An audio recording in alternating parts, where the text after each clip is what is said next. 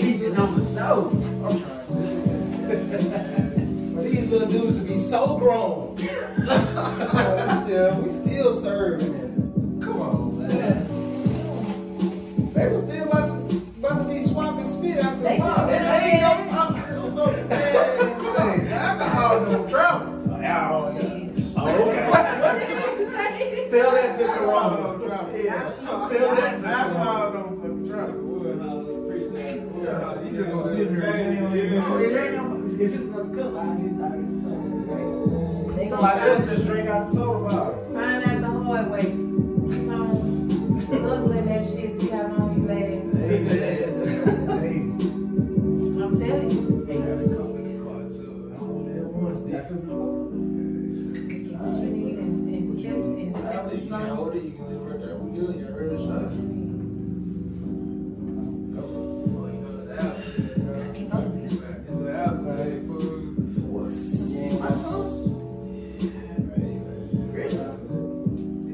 What brand? Like the brands, certain brands got different apps too. Yep. And like that shit like easy to wind up. The mic, like easy to record. That shit crazy. It's gonna be good. It's gonna be good. Ain't nobody swapping spit. That's all he. 4, that's all in. 3, 2. Alright, yo, what is up? What is up? Welcome back to the motherfucking show, them damn millennials. This is a very, very special episode for me. I got some very near and dear people to my heart in here today. I got the fucking drum parents of mine, and I got my brother from a whole nother drum mother in here with me today. So I'm gonna introduce them one by one. We got the motherfucking legend, her motherfucking self. Coldest female to ever touch the motherfucking sticks. Ever. Talk. I'm trying to tell you, Miss Tasha, baby motherfucking D. Really look like Baby D now, shit. What you talking about? You know what I'm saying? Of course, we got the man, the myth, the legend, the guy. Billion pair of sticks is in the motherfucking building as well. You know what I'm saying? Once again, it's all Dante, Jay-Z, Kush Harris in this bitch. Hey, you talking about? Then, of course, last but not least, we got the motherfucking Stickaholic himself. In here. Y'all don't know, y'all should know. That nigga's supposed to be there every other motherfucking day. Man, come on. Hey, what you doing, man? I'm trying to tell you. Eat the P.A. Green in this motherfucker. What you say? P.A. Code? What you say? You got this is I'm trying to billion bird. This the Stickaholic meets Too Easy episode. This is all in one. Everybody all in one. So, sorry, it's the hen. Hen dog. And that is hen dog. That's hen dog. You know that hen dog? On some soda. No, you know. I'm good. That's the funny episode. Don't see soda. But man, this is the best episode, you know what I'm saying? If you didn't know, everybody that's in this room right now marched for the very, very mighty premiere in the March of Storm. All members of the drum line, all members of the snare line from the March of Storm drum line. Just different years, different seasons, and different decades, just like that. So if y'all will go ahead and introduce yourself even more than I already have. Starting with, of course, the lady, the motherfucking legend. You a mother-loving legend. Motherfucking legend. I don't like talking public. She don't like talk. You want me to do talk for you? No. She a motherfucking legend. Mother-loving legend. That's the queen version. That's the queen version. I'm Tashlin O'Neal Harris, also known as Baby D. Yeah. Box 2000, celebrating 20 years. Shout out to all my I can't clap. I got this straight from the north side. Nobody. I don't want to call it nobody's name, but all y'all know y'all, and I love y'all. She's so much nicer than she used to be. I told y'all don't be. I keep saying that. Oh my God. Now, that's pretty much it with me. I you know, this is the drumming. That's my life. It ain't never going nowhere. So you know, I always stay part of the culture. Like you know, I love that they keep me involved and they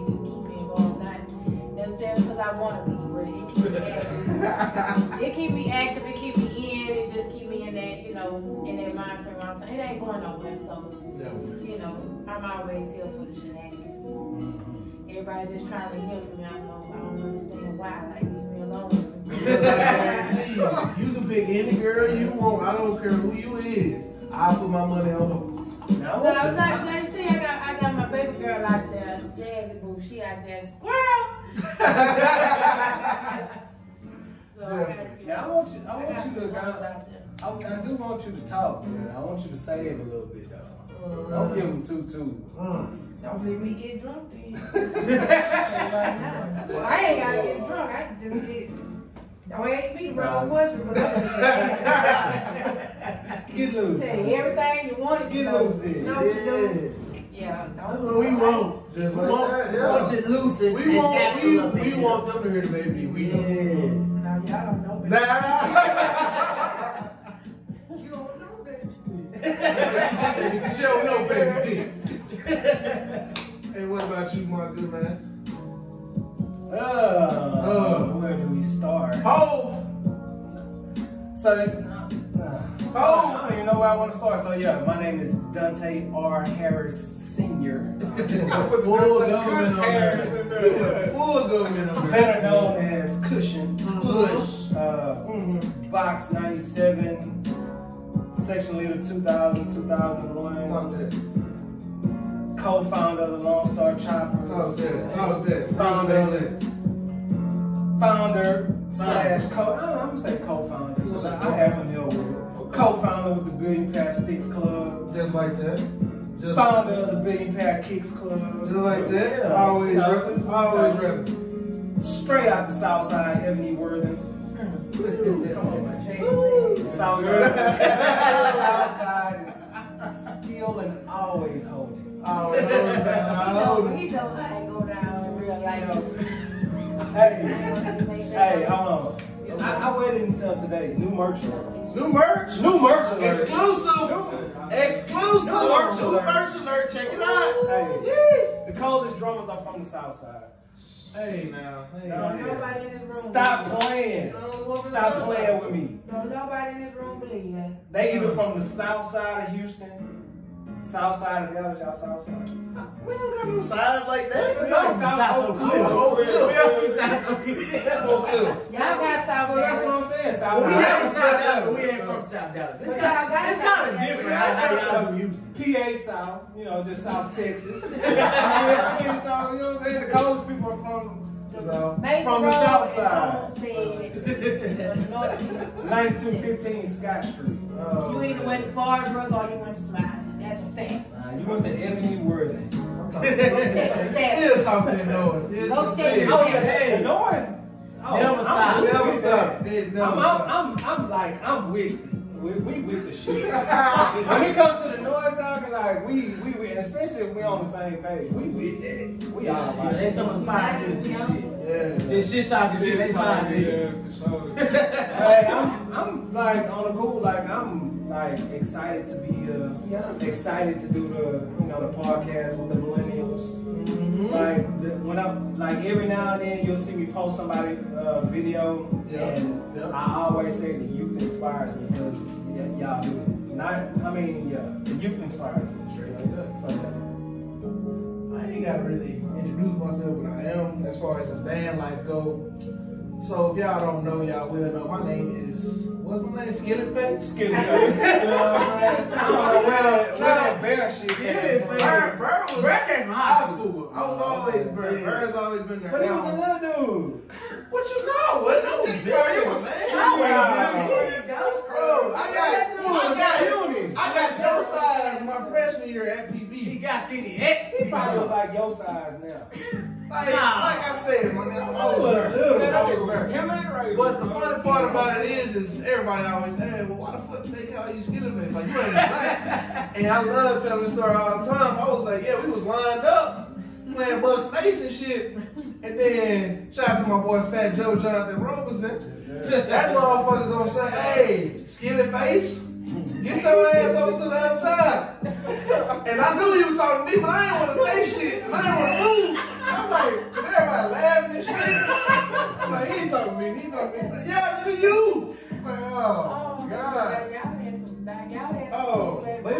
like when we. Y'all had some good names. Yeah, man. Hold on, who had that? Who was the big town with the. What you With call the that? booty, What was his name? DeAndre, bro. That nigga named Dre, bro. From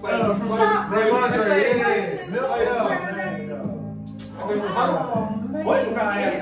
crowd name was Booty, bro. That's what you call it. What you call that? The driver's name? Sushi man. Oh, Sushi.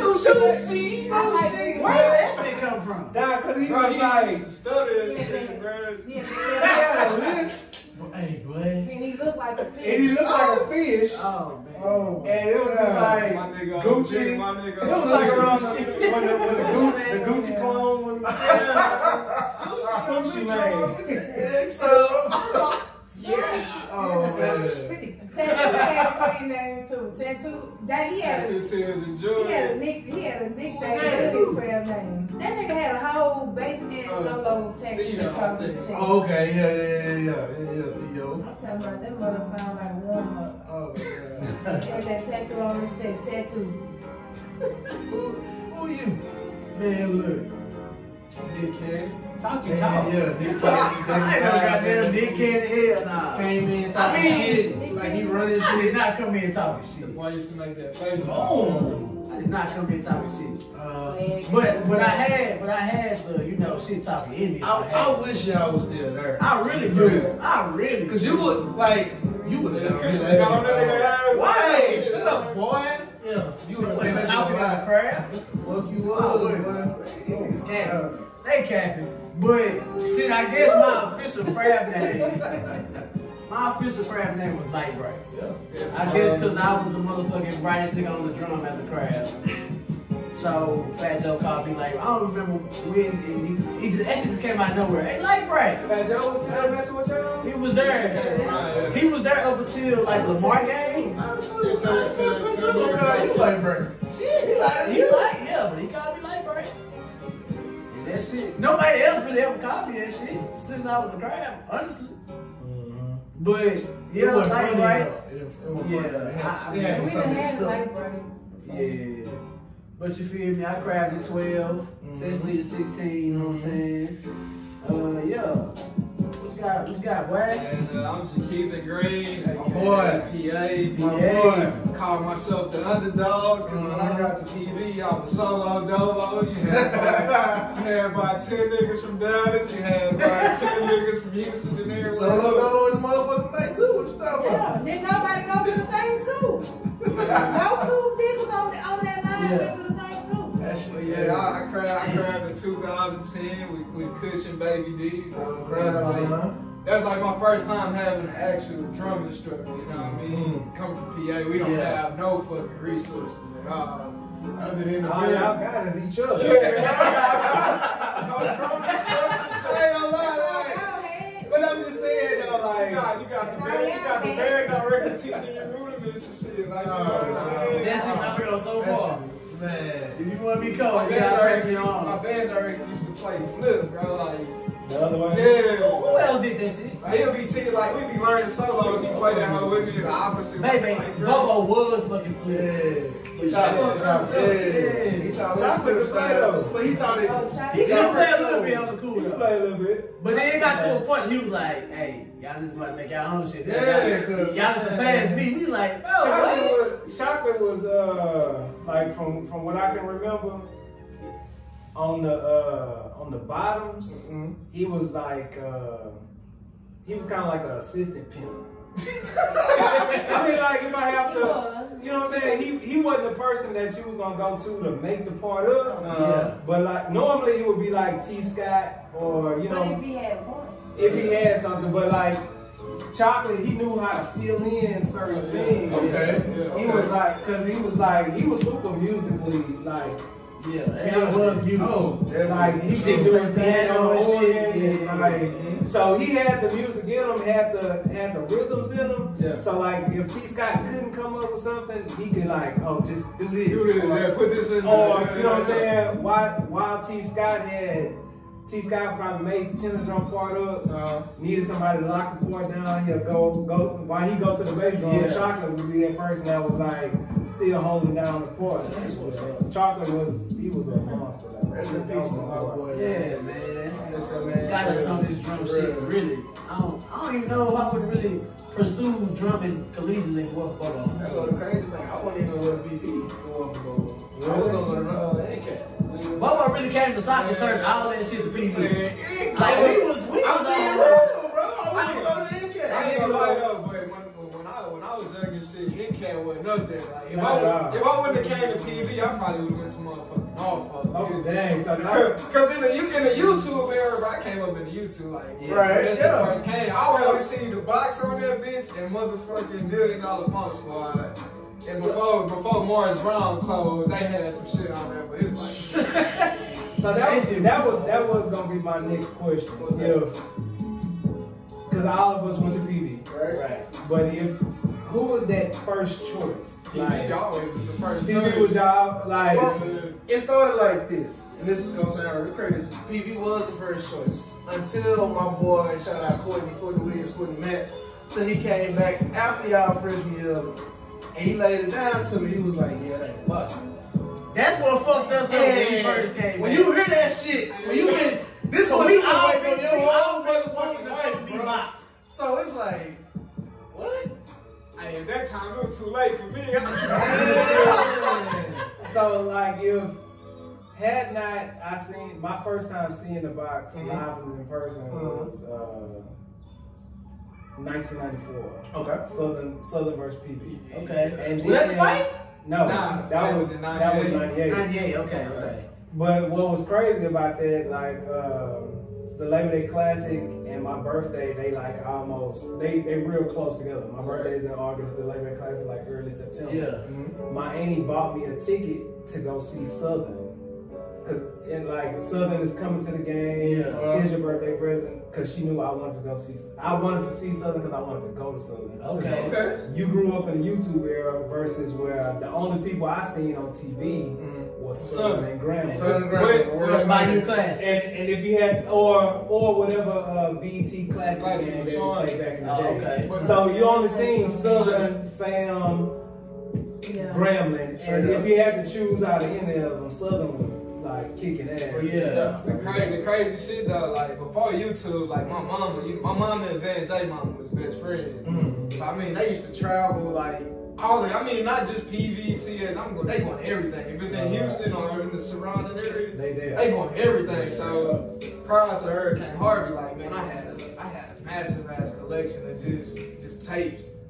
Matter of fact, my 9/8 tape when y'all came to Lamar Beaumont, my mama was the reason y'all niggas got out of trouble. Cause she recorded that whole shit. Remember y'all couldn't perform for a couple games and shit? Yeah. But J mama was They like, had a couple tapes out there. Yeah. See, but what people don't. What people don't, I don't want to skip. If you had somewhere else to go, where were you going? And then I'll come back to that. Yeah. Wasn't no question. Wasn't no question? It wasn't no question. It was straight we wasn't exposed to colleges in person until around 96. When they started coming to the band extravaganza on the northeast side, but I had met Parvell when I was in the 7th grade, and he came there, but we didn't know what Prairie was. But we had already. That's when I met Robbie Guns on the stick when I was like 11, and we didn't know who these people were, but they were just teaching us. Like, Mr. Kennedy came, and my band director before that, Mr. Reed, he flipped me when I went from elementary to middle school, and he played saxophone at Southern, and he flipped me and taught us rudiments from 6th grade. So then we learned how to read music and play from middle school. Man. And I'm talking about in North Forest Independent School then. So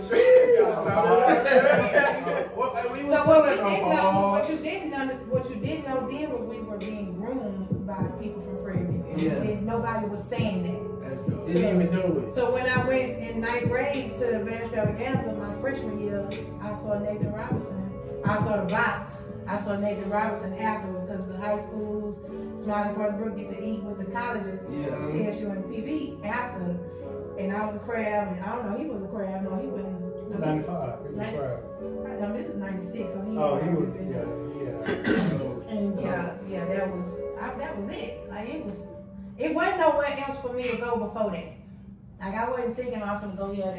But when I saw that, Yeah.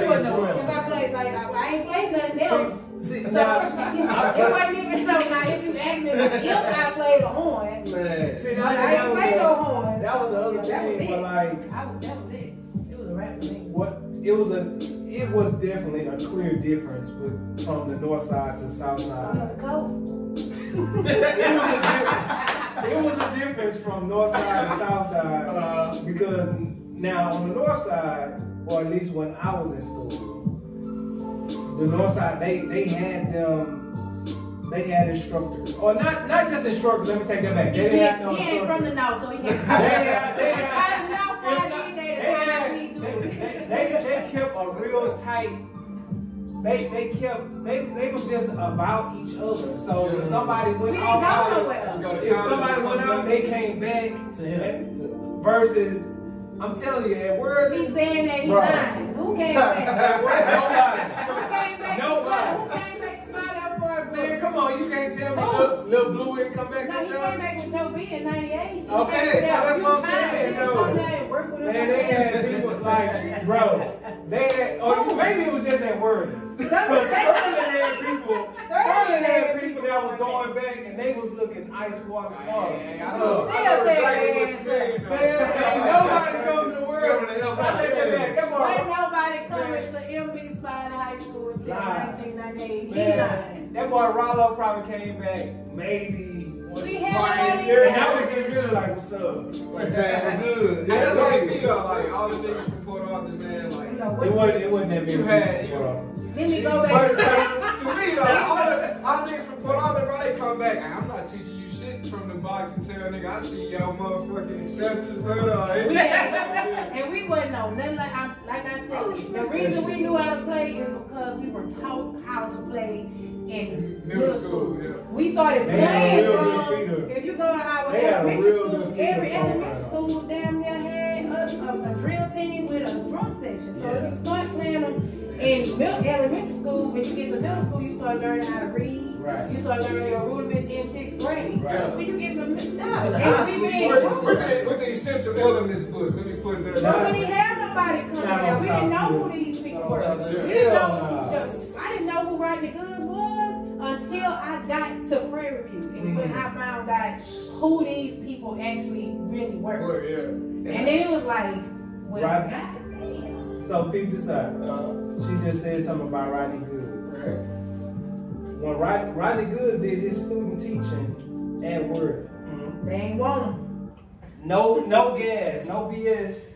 Rodney Goods came in there. My band director, Urban Portis, hired Rodney Goods to come do our band camp. 2 weeks. Rodney Goods could not get control of hoodlums of these kids.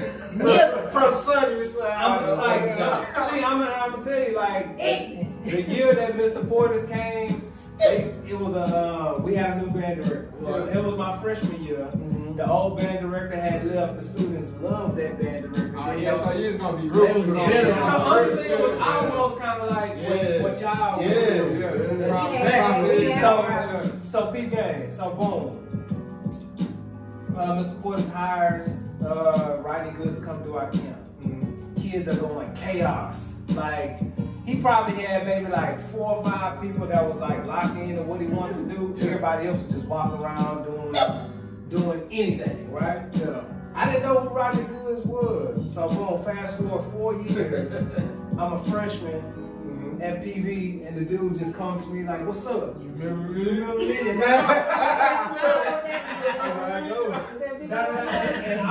And I'm hearing all these stories. You know, hey, I'm telling you, man, Goods and he this and he that. Man, Goods, he ain't nobody to play with. Don't mess with him. Don't do that, bro. Dude come up to me like, "What's up? You remember me?" I'm like, so did it scare you the fact that he remembered you? He remembered me. That scared you a little bit? Yes. Off on the south side, they all came. We basically ran him off. And they came to the north side and they just. And from there, Rodney Goods built. He was just a part of building a powerhouse on the north side. That's what I can say about the north side. It was like elementary school, but then he went to middle school. He didn't even go to high school, but he fed them. They feed them. They have two schools, two middle school, two high schools to choose from. That's crazy. But see, that's how you know it was different. And you didn't know who they were. Like they didn't. They was random. Yeah, it wasn't like really. It wasn't on YouTube and stuff like that. It was like, hey, I'm Mr. Goods at this point, you know. And that was another I still difference. call that man Mr. Goods. That's the other difference. Like back in the day, somebody coming up to work with you, Mr. I'm Mr. Sheldon Scott. Yeah. I'm Rodney Goods. I'm this, I'm that. It ain't like now somebody coming up. Hey, what's up? I'm Cushion. I'm like, nah. It was like I'm Mr. So and so. So it was like they automatically got that respect. Well, we was. But we was kids too. Grade when I met. She was Mr. Good. Y'all had it good, you know. That was different. That's why I was doing for us though, because by the time I even made it to PV, like I knew who all three of y'all was. Like that shit was easy. I knew who you was, cause Bobo made sure we do all of it. that, and it's a video out there on YouTube. Y'all should go check it out. It's a stick control.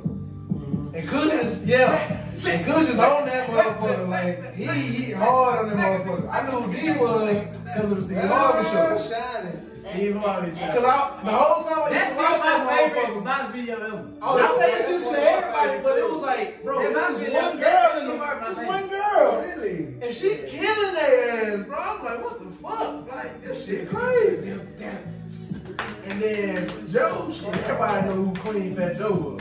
That's what we call that nigga now. Queen ass Fat Joe. Cause that nigga, his shit was sharp. His nigga play his motherfucking ass.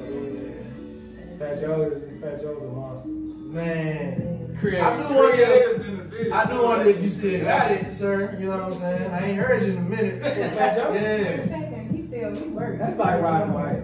Okay. That's like riding a bike. Like that shit ain't gonna go. Well, 2013, I got a chance. Was it 2012? Yo, crazy. I got a chance to chop it over with Fat Joe again. I ain't seen him in about 2 years, bro. And that boy still was like just ice water, bro. I'm still mad that they ain't really get to work with people. See, but when I was a we crack. have our reserve. We have our feelings. We have our thoughts. Like y'all didn't know what was going on because it wasn't y'all case. Yeah. Right. But you know, I don't know. That's why I say I don't care about what y'all talk about in here because I say what I got to say to whoever. You know what I'm saying? If you want to know what it is, I don't care who you are, nigga. If you want to hear me, you ask me and I'm gonna tell you. I ain't just walk around with eyes. But don't think that it wasn't like we didn't want to. No. I know, yeah. I already know. Understand. They ain't seen some of them bad stories. Yeah. To be a part of something like that. That's how serious it was. And I'm talking about people that wasn't bots. That we never, you know what I'm saying, for whatever reason they didn't get to go all the way. You know, for whatever, and most of the time, like Fred. That's the reason. There was nothing else. Fred when they went to the top? Yeah, right. Yeah. It's so many. Some other ones. Timmy. Tell you. It is, you know what I'm saying? So, and I'm talking about people crab year I'm talking about crab year after year, and then to see it just. So, like, yeah. So I can tell you this, like, because earlier somebody said something about, you know, two different eras, decades, and like. And I'm pretty sure it probably would have came up, so you know we can just kind of address the elephant in the room. I mean, not nothing crazy, but like when they said something about when Prof Jones asked me, because he asked me, this is like 2010. I was on the yard at the time. No, 2009. Whatever happens with the box. Right. 2010, summer 2010. Prof Jones, and he called me. I'm working at Sony. Matter of fact, I'm working with Fat Joe. In the gallery. Fat Joe actually got me that job. Boom. So Pop Jones calls me and like, yeah, we're gonna be heading in a different direction with the drum line, and it's only, you know, a certain amount of people that I would hand pick to come and work with this line. It's so delicate. That's all. Because it's such a delicate situation to where it's only a certain couple of people that I know can handle it. I remember when he talked to me about it, like, I know y'all want a package deal. Right. Because it's alright. Because I, you know, I was in school when all this stuff happened in 06, you know, it's 4 years later, you know, I graduated, went on, living life, you know, it was like, but it's all these other circumstances. and I was like, okay, but what? You know? And then it was like, man, really? And you would think, like, God, no. Honestly, it was just like, it was a shock. It can't be that serious. He's like, look, I'm coming to you because I know you are the person that I can trust to help with this. Bet. I was like, all right, Prop, I'm gonna do it, but it's some stuff that I need. Yeah. He took care of all that need. Boom. It was a lot of stuff we could. It was a lot of other stuff that we wanted too, though. That we couldn't. Right, man, all we know is what we know. Right. You know what I'm saying? Like we that's all we know. I can't we do it try without. to come up with everything. Can't do it without my wife. I need all that complicated and can't do it without the wife. I need Fat. Of course, I'm at Sony with Fat Joe. Fat Joe probably like right behind me. He right behind me while Prop Jones on the phone with me. I need Tash. I need Fat Joe because Fat Joe was still in school. Well, he was going back to school. Yeah. I need Fat Joe. I need this person. I need this person. I couldn't get all the pieces that I really wanted. But not only that. Who was that for? Nah. I think I for sure got a clue who the father was. I'm gonna say Donovan for the Sixers. I'm gonna say Donovan's right there. He had been working there. He worked on campus, but he had never left campus. Yeah, but yeah, so that's a given. I feel like it was you, Taz, Fat Joe, Joe B. No Joe B. Joe B was Joe B was probably one of the other people that Prop Jones got the call. Yeah, got the call. Yeah. I mean, I heard that story too. You know what I mean? But again, I made sure, you know, because you get me, you gonna get it. Right. So Fat Joe was a given because Fat Joe, he was going back to school. He basically put me on, and I knew the passion that he had for it. And then a couple other people.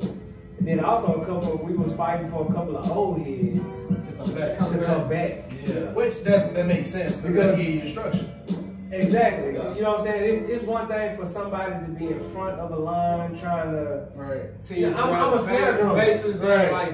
I'm a snare drummer, and I'm not gonna say I'm the best snare drummer, but I know what I want it to look like and I know what it to sound like. Right. But for me to go over to the tenor drum section and be like, nah, I couldn't quite explain exactly how I wanted to look or sound, so I would have wanted one of them. Or that's why a lot of people ain't know. That's what Tash. Oh yeah, the bottom. Oh shit, boy, it's like there was some more too. I'll tell you this though. I found out about the box. I was in the access program, so at this time. I'm already on campus, I'm already enrolled in school, I'm already took care of my motherfucking business. So one day, me and my CB Pearson, they used to give us free time.